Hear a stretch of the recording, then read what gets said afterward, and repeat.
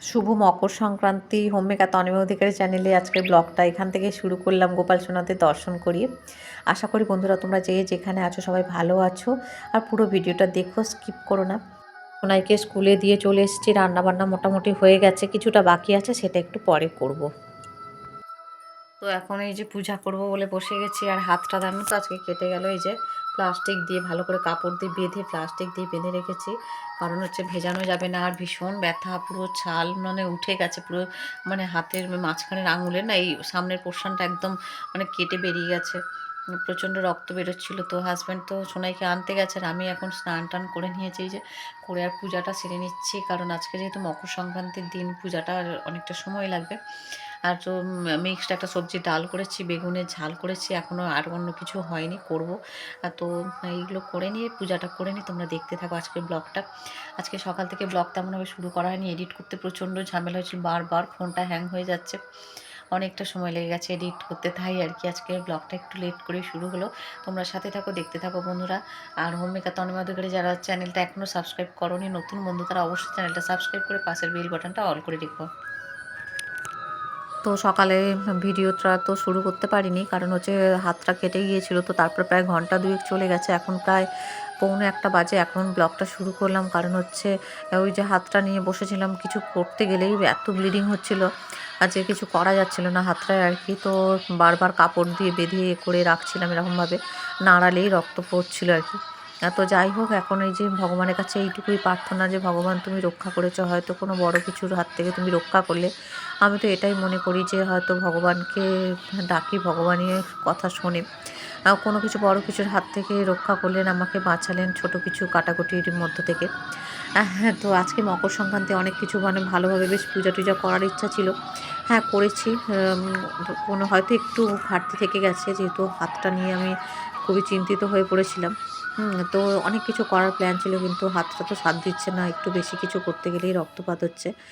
তো জীবনে অযাচিতভাবে এরকমভাবেই সমস্যা চলে আসে।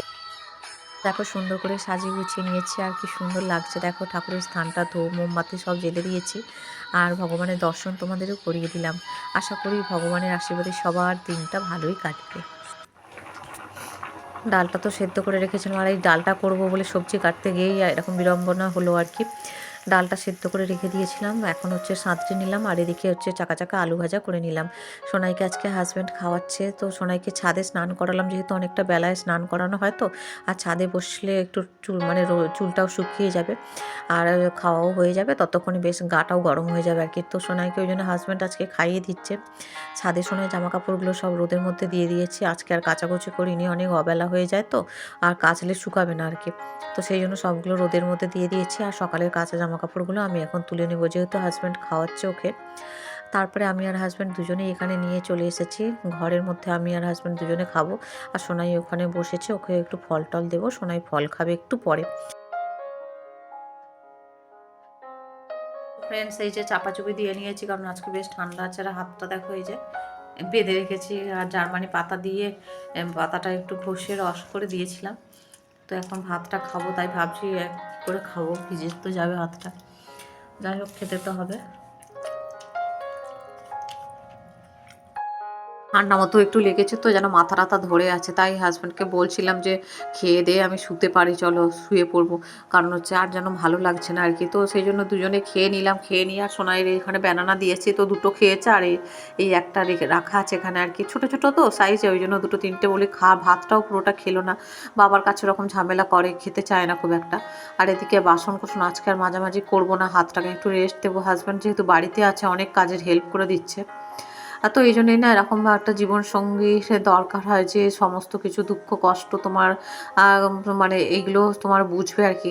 সত্যি কথা ভীষণ প্রয়োজন আমাদের জীবনে চলার পথে, যদি একটা ভালো জীবনসঙ্গী পাওয়া যায় না, তাহলে তোমার টাকা পয়সা এইসবের না তোমার তেমনভাবে হ্যাঁ অবশ্যই টাকা পয়সার প্রয়োজন আছে, জীবনে চলতে গেলে বাঁচতে গেলে টাকা পয়সার গুরুত্ব তো আছেই।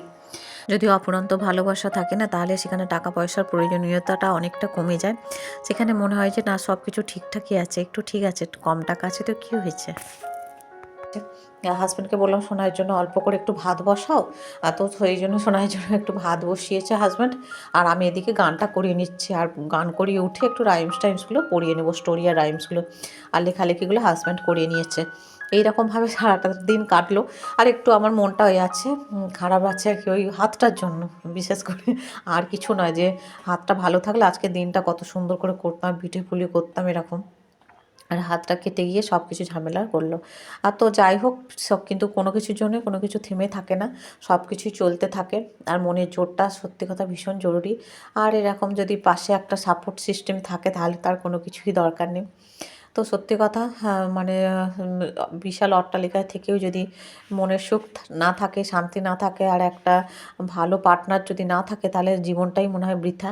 আর তুমি যদি একটা ছোটো কুঁড়ে ঘরে থেকে যদি একটা ভালো জীবনসঙ্গী পাও, তাহলে কিন্তু তোমার জীবনটা অনেক সুন্দরভাবে মানে চলবে আর কি। তোমাদেরকে তো বলা হয়নি, কিছুক্ষণ আগে মাসিমা এসেছিলেন, নিচে যে মাসিমা থাকেন আর কি, তো মাসিমা এসে পিঠে দিয়ে গেলেন। আজকে তো আমি পিঠে মানে পুলি করিনি, তো পিঠে দিয়ে গেলেন, দেখো কত পিঠে দিয়ে গেছেন। তো আবার এসে আবার পিঠে দিয়ে গেলেন, যেই শুনেছে আমার হাতটা কাটা, হাতটা মানে কিছু করতে পারিনি, মাসিমা আবার এসে দিয়ে গেলেন। তো মাসিমাকে কি বলে আর বলবো।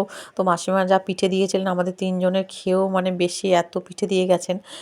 এত এই যে দেখো সোনাইকে খাইয়ে দাইয়ে হাজব্যান্ড বাসন কোসন মেজে নিচ্ছে। বাই বাই বন্ধুরা, গুড নাইট।